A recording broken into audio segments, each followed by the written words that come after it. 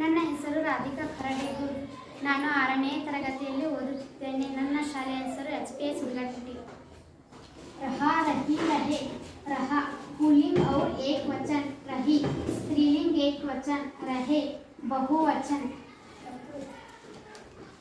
बच्चा बच्चा बच्चा बच्चा खा रहा है.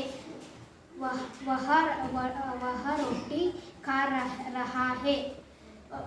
ಮಗು ಊಟವನ್ನು ಮಾಡುತ್ತಿದ್ದಾನೆ. ಅವನು ರೊಟ್ಟಿಯನ್ನು ತಿನ್ನುತ್ತಿದ್ದಾನೆ. कोयल गा रही है. वह मीठे गीत गा रही है. ಕೋಗಿಲೆ ಹಾಡನ್ನು ಹಾಡುತ್ತದೆ. ಅದು ಸಿಹಿಯಾಗಿ ಹಾಡುತ್ತದೆ. नानाजी आ रहे हैं. वे हासन से आ रहे हैं. ಅಜ್ಜನು ಊರಿಂದ ಬಂದರು. ಅವರು ಹಾಸನ್ ಇಂದ ಬಂದರು. ಧನ್ಯವಾದಗಳು.